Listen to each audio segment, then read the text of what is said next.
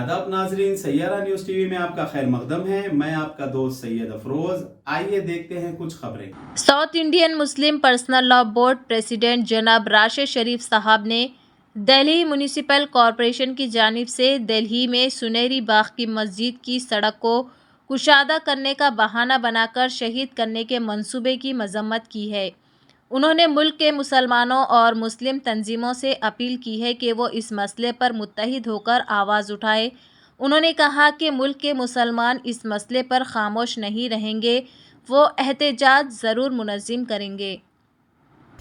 अस्सलाम वालेकुम रहमतुल्लाहि व बरकातुहू। South Indian Muslim personal law board का खादिम की हैसियत से आज मैं आप तमाम लोगों से बात करना बहुत ज़रूरी समझा।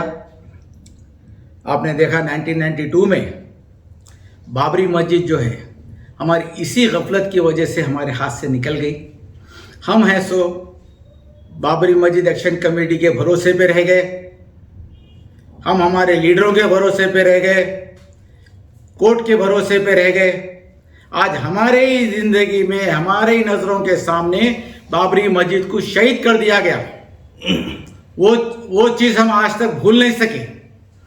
आज दूसरी मस्जिद जो दिल्ली की मस्जिद है, सुनहरी बाग मस्जिद, उस पे है सो इन लोगों का है सो फिर एक निशाना बनाया जा रहा है। उसको NMDC है सो उसको नोटिस भेजा है और पब्लिक से राय ले रही है कि भाई इसको तोड़ना या नहीं तोड़ना। आज इन लोगों की इतनी हिम्मत बढ़ गए।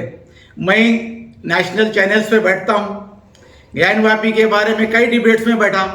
इन लोगों के इरादे नेक नहीं हैं, ये लोगों के इरादे बिल्कुल नेक नहीं है। अगर आज भी आप गफलत में रहेंगे, आप अपने नजरों के सामने ये देखेंगे कि यह ज्ञानवापी मस्जिद भी शहीद होगी, मथुरा की मस्जिद भी शहीद होगी और इस तरीके से 30 मसाजिद ये लोगों की लिस्ट में है।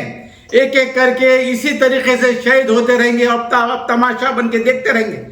बहुत बड़ी पूछ है। मेरी जिंदगी में बाबरी मस्जिद शहीद हुई, मैं आज तक मलाल करता हूँ ये चीज को, मैं जिंदा क्यों हूँ और कई किस तरीके से है सो मैं जी रहा हूं। तो अगर ये आगे भी इस तरीके के अगर हादसे होते रहेंगे तो हमारी जिंदगी पे लानत है। हमारी जिंदगी कौड़ी की काम की नहीं है, ना हम इस्लाम के रहे ना है सो हम आपस में इकट्ठा मुसलमान है। सो आज हमारे बड़े बड़े इदारे, all Indian Muslim personal law board तमाशा बना हुआ है, जमीयतुल उलमा तमाशा बना हुआ है। हाँ, वो ऑर्डर आया, हम उसको नहीं मारे, वो उससे क्या होने वाला है। आप मानो नहीं मानो उन्होंने अपना काम कर देंगे। तो लिहाजा मैं पूरे मुसलमान हिंद से ये गुजारिश करता हूं कि इस वक्त अगर कोई भी मस्जिद टूटी तो आपका जीना हिंदुस्तान में, आपका रहना हिंदुस्तान में बिल्कुल वाजिब नहीं है। इस तरीके से अगर आप इसी तरीके से देखते रहेंगे और अपने अपने काम काज में लगे हुए रहेंगे तो बहुत बड़ी पूछ है। आज फलस्तीन का हाल देखो, 20-21 हजार मुसलमान बच्चे, मासूम औरतें सब तबाह, सब खत्म, शहीद हो गए। आज वही हाल आपका भी होने वाला है। वही हाल मैं देख रहा हूं डिबेट्स में। ये लोगों की नीयत इनकी मालूम है, क्या सोच इनकी है। पूरे चैनल्स इनके फेवर में, पूरे बड़े बड़े ताकत है इनके फेवर में, पूरे जितने एजेंसीज है इनके फेवर में। आज भी अगर